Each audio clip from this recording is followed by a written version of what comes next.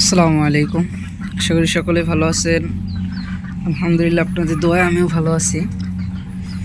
তো খামারের কাজ চলমান, মোটামুটি কাজ চলতেছে, এখনও নিচে পাকা হয় নাই। তো আজকে আপনাদের থেকে একটু পরামর্শ নেওয়ার জন্য ভিডিওটা করতেছি। মোটামুটি ছোটোখাটো একটা খামার দিতেছি, বেশি বড়ও না। এই জায়গায় খোপটা রাখছিলাম, আগে যে খোপটায় মুরগিগুলো থাকতো, আমার দেশি মুরগিগুলো।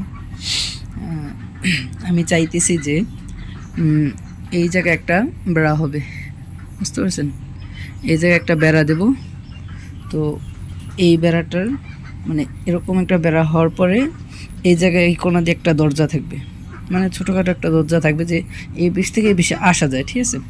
তো আর এই পিসটা পুরোটা পাকা থাকবে। এই পিসে ধরেন খাবার খোবার এগুলা রাখবো, আর একটা কোয়েল পাখির খাঁচা রাখবো এই জায়গা দিয়ে। এই জায়গায় দিয়ে একটা কোয়েল পাখির খাঁচা, বা এই সাইডে একটা কোয়েল পাখির খাঁচা রাখবো সোজা, যে 500 কোয়েল পাখি পালন করা যায় এরকম। এটা পাকা থাকবে পুরাটা, মানে এই বেড়ার ওই সাইডে ওই পিস পাকা থাকবে, বুঝতে পারছেন? তো পাকা থাকার পরে আমি এই জায়গায় কোয়েল পাখি রাখবো, এই জায়গায় আরেকটা খাঁচা দেবো, যেটা আমার দেশি মুরগির বাচ্চাগুলো যেগুলো আছে ওইগুলো পালন করতে পারি, বড় করে, যে ওইগুলো বড় করতে পারি, যে কোনো সমস্যা না হয়। কারণ বাচ্চাগুলো যদি একসাথে না রাখি, মানে মার সাথে রাখি, তো মারা যাওয়ার সম্ভাবনা বেশি থাকে।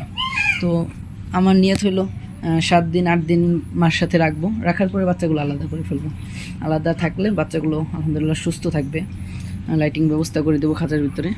তো এইটা তারপরের পার্ট, যেটা আপনাদের থেকে জানার জন্য ভিডিওটা মূলত করা, এটা হলো এই যে এই সাইডটা আমি চাইতেছি যে চাইরো সাইড দিয়ে পাকা করব, যাতে কোনো বন্য প্রাণী এই জায়গাতে ঢুকতে না পারে, বুঝতে পারছেন? চারো সাইড দিয়ে পাকা করব, কিন্তু মাঝের সাইড যেটা আছে এই জায়গা দিয়ে আমি বালু ফেলে দেব, পুরাটা বালু ফেলে দেব, যাতে এটা প্রাকৃতিকভাবে দেশি মুরগিগুলো থাকতে পারে।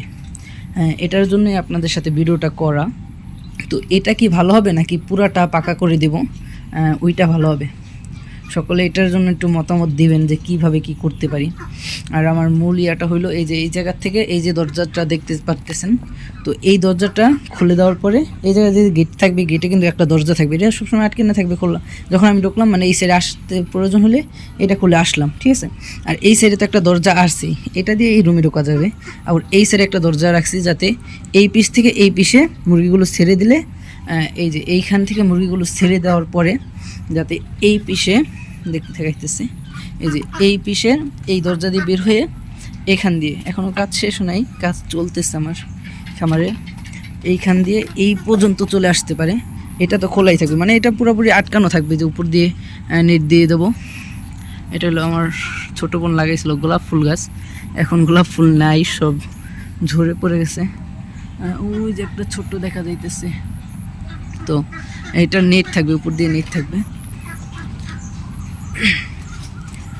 তারপরে এই যে এই জায়গায় এলো দেশি মুরগিগুলো থাকবে আমার, বোঝা যাচ্ছে? ওই যে দেশি মুরগিগুলো ছেড়ে দিচ্ছে, ওই জায়গায় খাইতেছে, হাঁটতেছে, চলতেছে।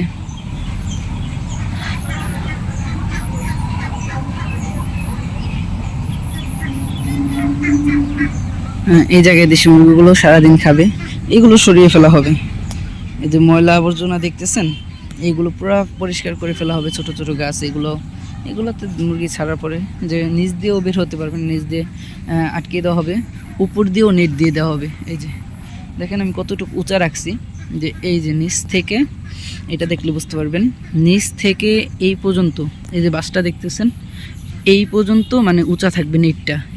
এই জায়গা থেকে নেটটা উপর দিয়ে ওই ঘরের সাথে মিলবে, যাতে দেশি মুরগি উড়াল দিয়ে ওই সাইডে না যেতে পারে, বুঝতে পারছেন? তো এইগুলো পরিষ্কার হয়ে যাবে ইনশাল্লাহ। তো আপনারা মতামত দিবেন, মানে কমেন্টে জানাবেন যে কীভাবে কি করলে ভালো হয়। আর আমি এটা কি, মানে আমার যে পরিকল্পনাটা, এটা কি ঠিক আছে নাকি পুরাটা পাকা করে দেব, সেটা বলে যাবেন ইনশাল্লাহ। আপনাদের মতামতে এই কাজ করা শুরু করব। তো ভালো থাকেন সবাই, আমার জন্য দোয়া করবেন। আসসালামু আলাইকুম ওয়া রাহমাতুল্লাহি ওয়া বারাকাতুহু।